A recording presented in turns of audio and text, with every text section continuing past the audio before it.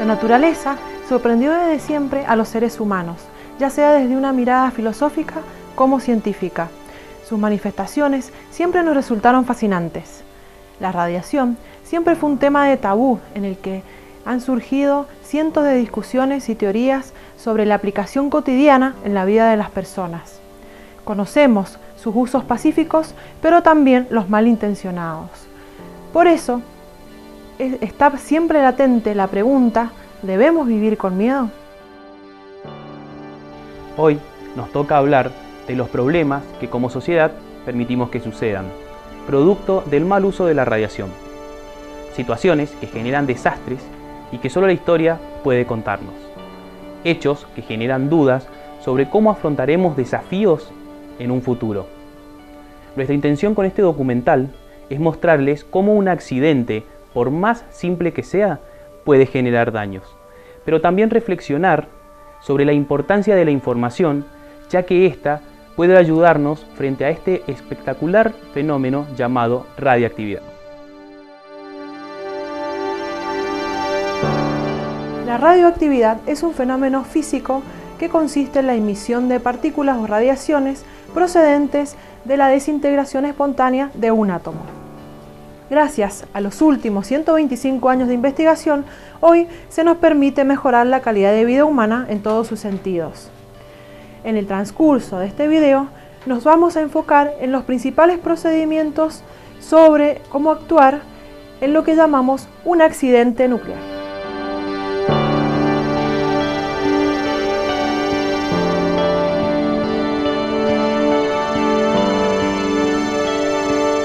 Llamamos radiación a la energía que se propaga a través de ondas electromagnéticas o partículas subatómicas que están a través de un vacío o un medio ambiente material. Estas radiaciones suelen ser llamadas naturales o artificiales. El ser humano convive con radiactividad desde el comienzo de los tiempos. Puede encontrar radiactividad en el espacio a través de los rayos cósmicos, en la Tierra a través del gas radón, en los alimentos naturales y artificiales que poseen sustancias radiactivas, y así también en el cuerpo. Por ejemplo, en los huesos con polonio radiactivo, en los músculos con carbono y potasio radiactivo, y hasta en los pulmones con gases nobles y tritio también radiactivo. Si hablamos de la radiactividad natural, debemos decir que depende de distintos factores, como por ejemplo el lugar donde se vive, la consistencia de la tierra, las estaciones del año, la latitud y hasta las condiciones meteorológicas. Y cuando hablamos de radón, decimos que es producto de la desintegración de metales y está presente en las rocas. Por eso también allí depende de su ubicación. Y cuando hablamos de los rayos cósmicos que vienen del espacio, podemos decir que no llegan a la Tierra con toda su fuerza porque son impedidos por la atmósfera. En el año 1895, cuando el físico Röntgen experimentaba con rayos catódicos, descubrió el primer tipo de radiación ionizante que ha utilizado el ser humano, los rayos X. Estas son ondas electromagnéticas originadas por el choque entre electrones y un material determinado en el interior de un tubo de vacío. A continuación veremos la variedad de aplicaciones en donde podemos encontrarlas. Para poder comprender las aplicaciones, debemos entender qué es una fuente radiactiva. Consideramos como tal aquellos instrumentos o aparatos capaces de emitir radiación o sustancias radioactivas. Están compuestos de manera tal que en un uso habitual eliminan toda posibilidad de contaminación por radiación.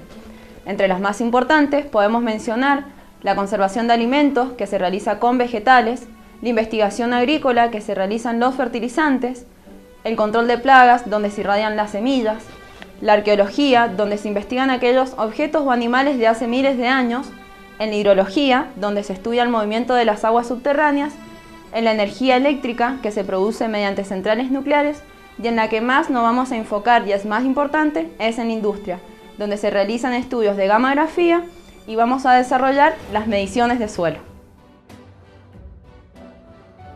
Una de las aplicaciones más comunes se da en la industria, donde la tecnología ha mostrado avances significativos. En este sentido, el sector de la construcción se ha desarrollado considerablemente. Basta con ver los grandes edificios y autopistas que se han materializado en los últimos 25 años. Es por ello que a la hora de construir tenemos que ver distintos aspectos como materiales, resistencia y calidad, entre otros. Pero el más importante es saber el estado de superficie donde se va a construir, de acuerdo al uso que se le va a dar. La forma más confiable es el densímetro nuclear. El densímetro nuclear es un equipo portátil que emite radiación ionizante y se utiliza para medir la humedad, densidad de suelos bases, asfalto y hormigón. Las medidas de humedad y densidad deben tomarse de la siguiente manera: kilogramos sobre metros cúbicos o gramos sobre centímetros cúbicos y porcentaje. Entre las maneras para medir con un densímetro encontramos la retrotransmisión, la transmisión directa y la medición de humedad. La retrotransmisión es un modo rápido y no destructivo, que consiste en ser colocado sobre la superficie del material a analizar. Este modo se usa principalmente para capas delgadas, sean asfálticas o losas de concreto hidráulico. La transmisión directa, en cambio, es un modo más riesgoso, ya que la fuente radioactiva sale desde el aparato. Este modo se posiciona a una superficie dentro de la capa del material a analizar. Es usado para la evaluación de capas gruesas, suelos, agregados o losas de concreto hidráulico. Por último, la medición de humedad es un ensayo no destructivo, donde la fuente de neutrones y el detector se encuentran dentro del densímetro. Este modo se relaciona directamente con la cantidad de humedad que contiene el material analizado.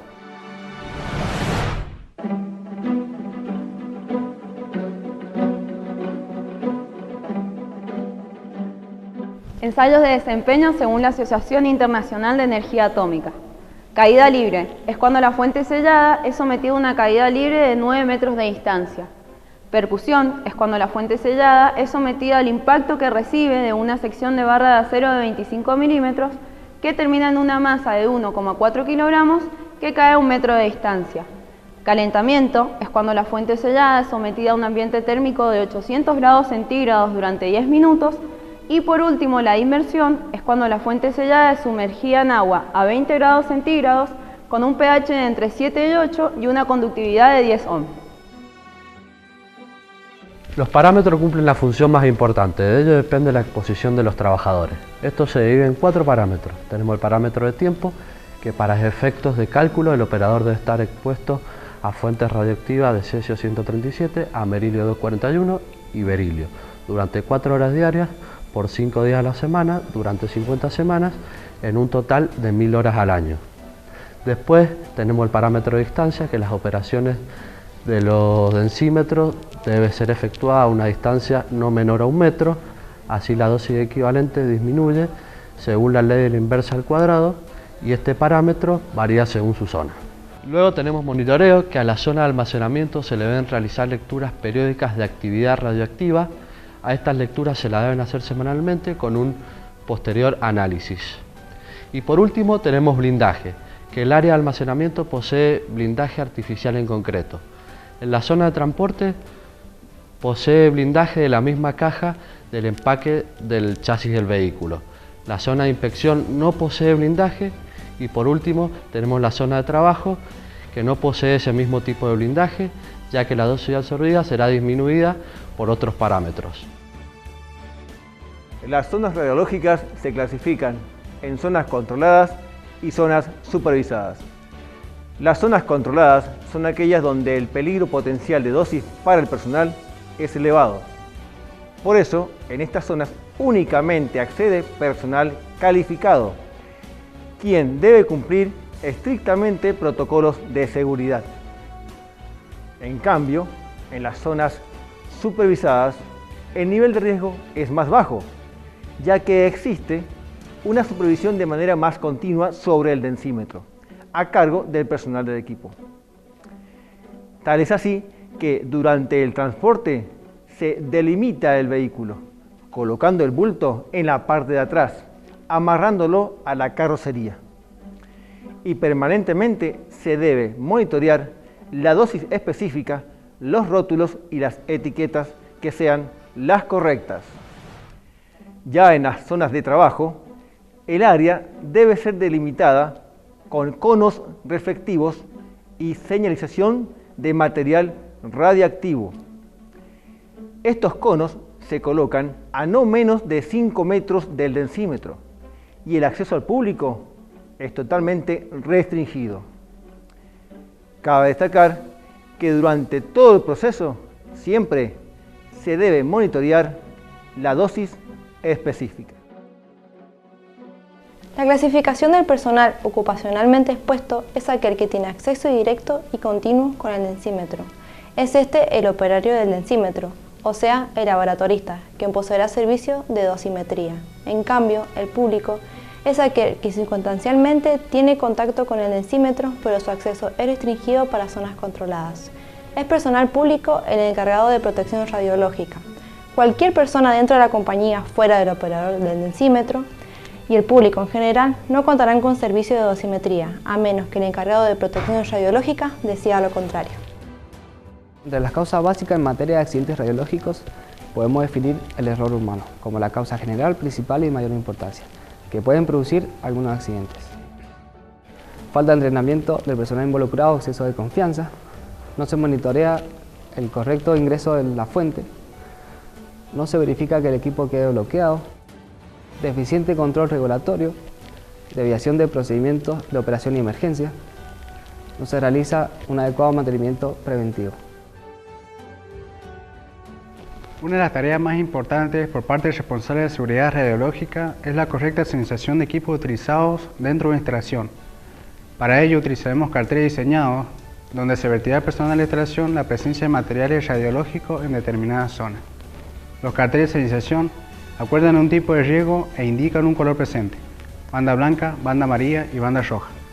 La banda blanca se utiliza en laboratorio de investigación o radioinmunoensayos, donde hay material radiológico y la actividad es muy baja. La banda amarilla se utiliza en medidores industriales, donde la actividad empleada es mayor. La banda roja se utiliza cuando la actividad es muy elevada o la fuente está en condición de irradiación, como por ejemplo braquioterapia. La señalización de equipo fijo de una zona cercana es más fácil de determinar que la de un equipo portátil.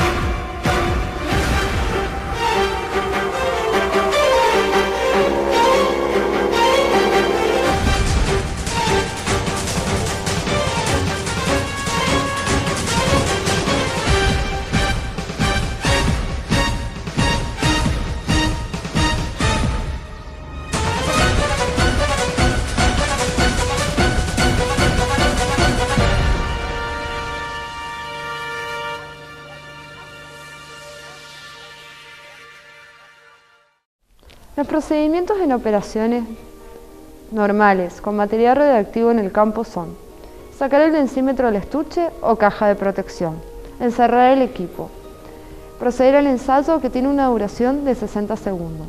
De 10 a 15 centímetros hay que tener cuidado, ya que la pastilla de Celsius que se encuentra en el vástago emite radiación gamma. El tiempo de duración para abandonar el área de trabajo es de 20 segundos. Se tiene tiempo de 1 minuto para retirar el equipo luego que haya terminado el ensayo. El densímetro posee alarma. Realizar periódicamente, cada 6 meses, pruebas de fuga y de contaminación. Programas para uso y manejo de densímetros. Es necesario contar con la licencia de operación de fuentes. Realizar periódicamente lecturas con el medidor de radiación. Una vez ya verificada la fuente, sacar el equipo conjuntamente de su caja para ser transportado. Transportar el equipo en un vehículo apropiado y adecuado a las normas establecidas. Delimitar el área con cono de seguridad. Colocar el densímetro sobre el área de referencia. Dar el disparo y alejarse como mínimo 5 metros de él. Una vez ya realizada la lectura de campo, transportar el equipo a su establecimiento. Y al último vamos a encontrar el manual de referencia dado por el fabricante. Dicho estos pasos, voy a presentar a un experto en el tema, quien es Sergio De Simone, quien nos va a contar su experiencia. El ser humano está expuesto a radiaciones de la propia naturaleza y de acciones originadas por el hombre. Las radiaciones cósmicas que provienen del espacio exterior suponen un importante factor de radiación ionizante, constituido por partículas subatómicas de alta energía. Si bien la atmósfera absorbe parcialmente esas radiaciones, el efecto es más importante en las montañas que en el mar. Asimismo, existen sustancias radiactivas naturales en la corteza terrestre que aportan un componente de fondo radioactivo. Cabe destacar que el cuerpo humano es ligeramente radiactivo por el solo hecho de estar compuesto de materia, y esta de elementos que emiten radiactividad, tal el caso del carbono 14, el potasio 40, el uranio 238, etc. Un dato interesante representa que el hombre es más radioactivo que la mujer, atento que el potasio 40 se deposita principalmente en la masa muscular, y el hombre posee mayor masa muscular que la mujer. Otro caso de incorporación de material radioactivo por inhalación es el gas radón, presente en materiales graníticos y calcáreos compuestos de uranio 238. El 50% de la incorporación es de origen no natural o artificial y de incorporación de material radioactivo. Indudablemente esta incorporación no natural o artificial se debe a prácticas médicas, explosiones nucleares, equipamiento e instalaciones industriales nucleares, fabricación de combustibles nuclear, pinturas luminosas, envase a radio, etc.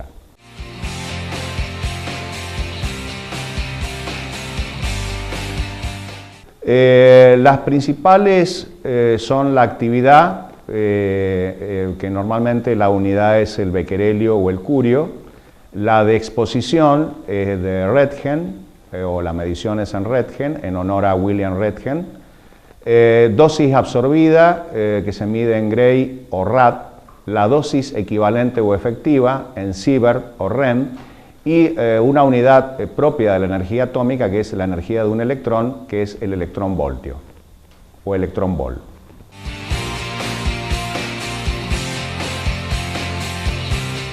Hay que diferenciar claramente entre las dosis ocupacionales y las dosis de público en general. No obstante, se puede inferir que tenemos un porcentaje de exposición que va de un 18% de radiactividad artificial, el caso de los rayos X, medicina nuclear, otros, y un 82% de radiación natural, el caso de la radiación terrestre, cósmica, interna y fundamentalmente la que emana del radón.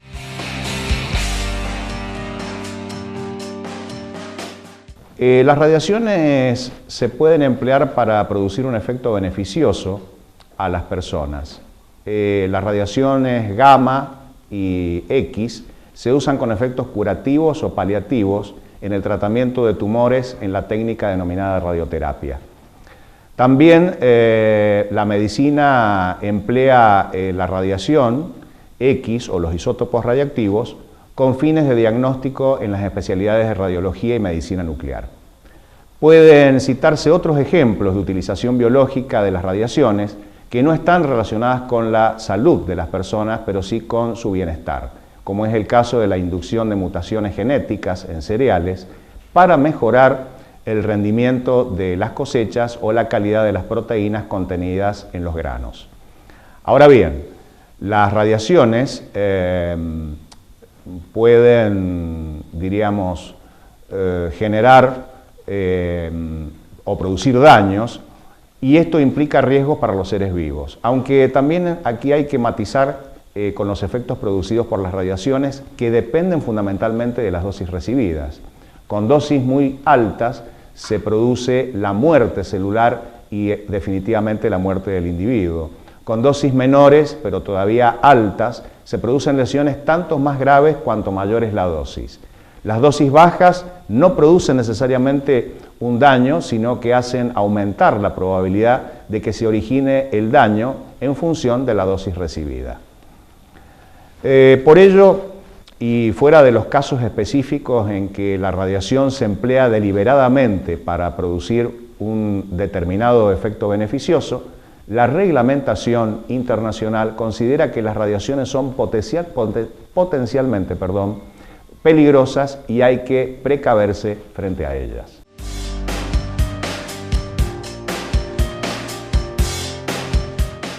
Las radiaciones ionizantes pueden producir alteraciones de la estructura y o de la función de las células, llegando a ocasionar la muerte de las mismas.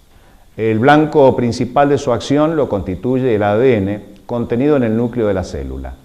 El daño más frecuente que sufre la doble hélice del ADN es la rotura simple o doble de las cadenas que la conforman.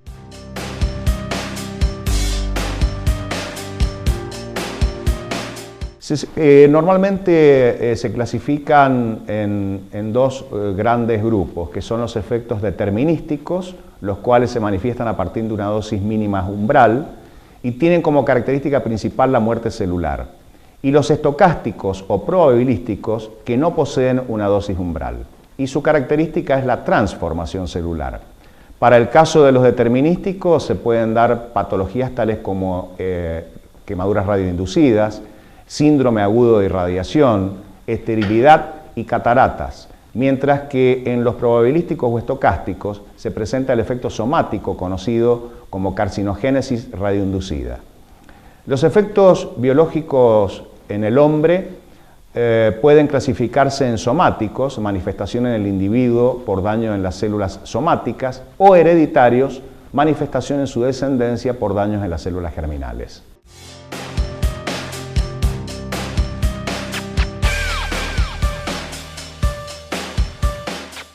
Normalmente se presentan las carcinogénesis y los genéticos o hereditarios.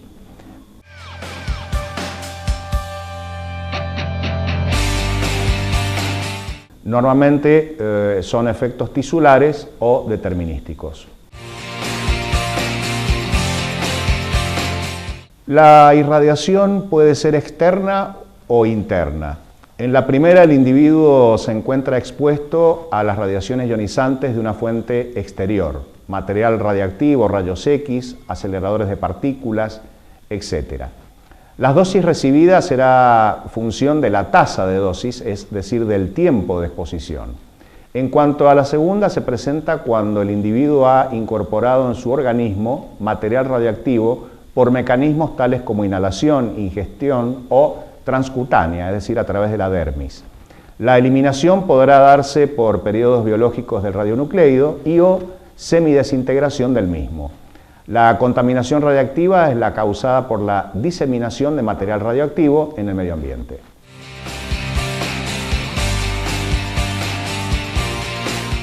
Los principios y objetivos de la protección radiológica son evitar los efectos deterministas y disminuir la probabilidad de efectos estocásticos. Las premisas fundamentales son justificación en una relación riesgo-beneficio, la optimización de las prácticas, la limitación de la dosis, conocida como ALARA, es decir, dosis tan bajas como sean posibles, y otros elementos que hacen a lo que tenga que ver con la dosis absorbida o la dosis o la cantidad de radiación emitida.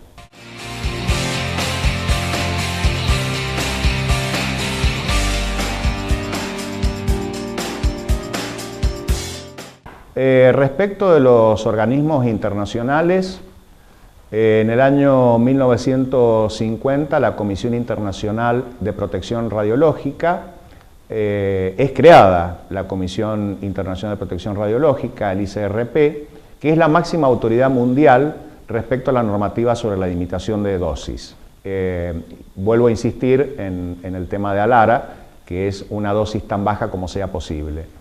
En el año 1957 se crea la Organización Internacional de la Energía Atómica, la OIEA, creado por las Naciones Unidas, con ubicación en Viena y con una participación de 167 estados.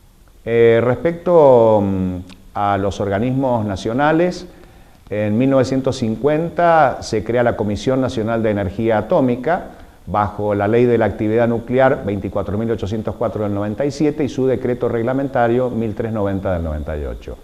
Posteriormente se crea un brazo de policía y de contralor en el año 1997, que es la Autoridad Regulatoria Nuclear, ARN, quien regula y fiscaliza la actividad nuclear, la seguridad radiológica y nuclear del país. Cabe destacar que existe un organismo de capacitación y especialización ligado a estos organismos nacionales argentinos, que es la Sociedad Argentina de Radioprotección, también conocida como SAR.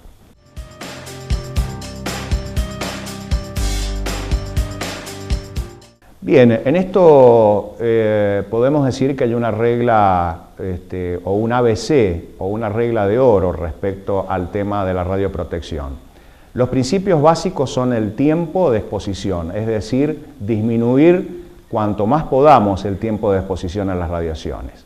La distancia a la fuente radiactiva es sumamente importante porque a partir de una fórmula que se conoce como fórmula de la constante gamma, nosotros tenemos una distancia al cuadrado. Quiere decir que cuando nosotros nos separamos 2 metros de una fuente radioactiva, en realidad estamos a 4 y así sucesivamente. Y finalmente el blindaje, que no es ni más ni menos que la protección, es decir, el parapeto que nosotros utilizamos para protegernos de la fuente radioactiva. Normalmente este blindaje se hace de plomo o de materiales que no confluyan con materiales radioactivos. Otro elemento que normalmente no aparece en esta regla de oro y que también es muy importante es lo que se conoce como colimación del haz. Bueno, en esto tenemos que ser muy claros y responde a una serie de protocolos cuando existe el accidente nuclear o la contingencia nuclear. En esto generalmente intervienen personas altamente capacitadas y preparadas y ARN tiene un grupo especial que interviene en todas estas contingencias que se conoce como el SIER, que es el Sistema de Intervención de Emergencias Radiológicas. Ellos son prácticamente los encargados de la intervención primaria y fundamentalmente luego los encargados de hacer las derivaciones correspondientes para que facultativos especializados en el tema realicen todo el procedimiento y la morigeración de los efectos propios de las radiaciones en el tejido vivo.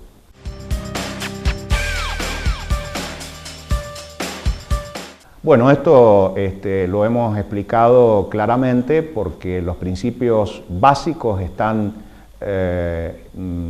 incursos, ¿sí? Y están especificados claramente en los objetivos de la protección radiológica, fundamentalmente en los objetivos que fija la Comisión Internacional de Protección Radiológica: justificación, optimización y limitación de dosis.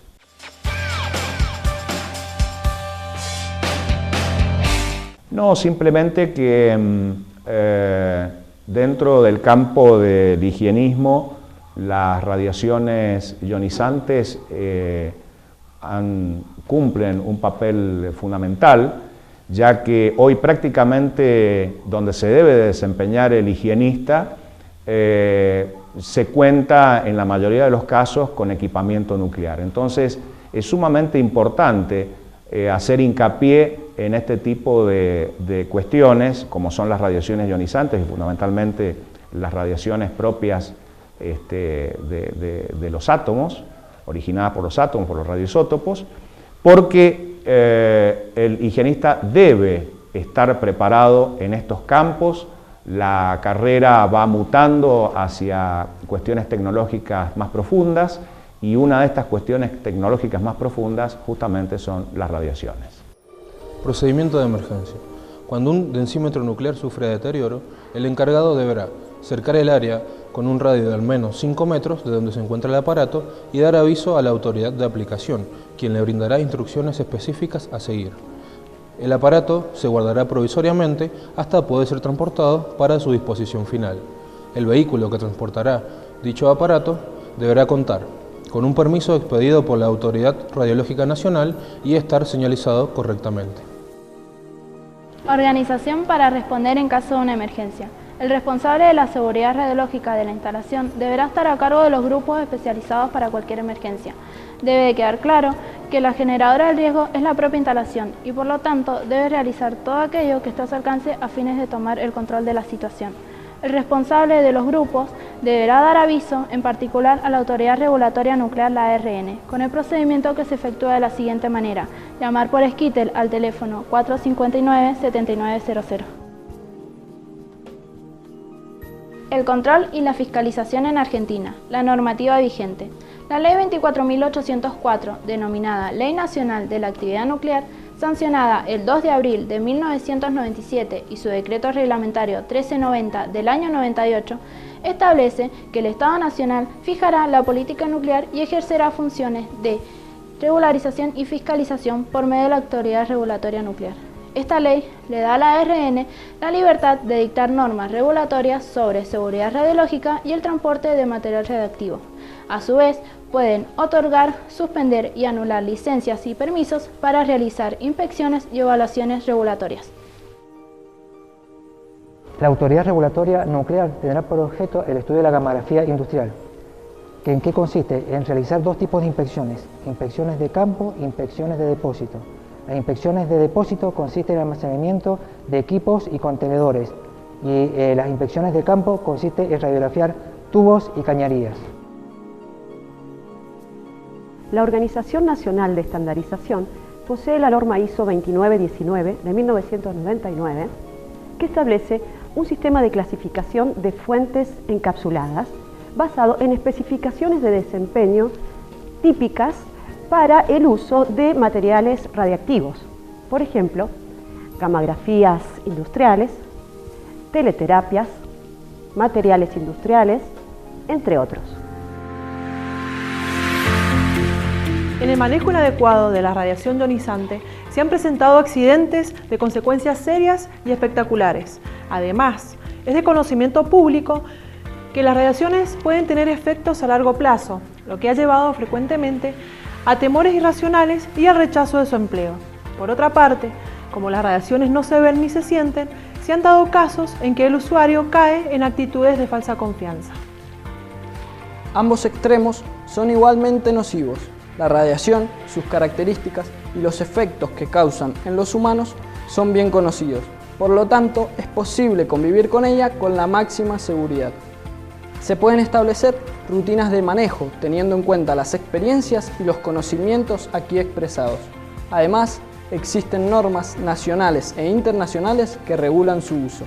Educar, difundir e informar a todos los usuarios, trabajadores y público en general es la manera más efectiva para reducir los riesgos y evitar las exposiciones innecesarias. La seguridad la hacemos entre todos.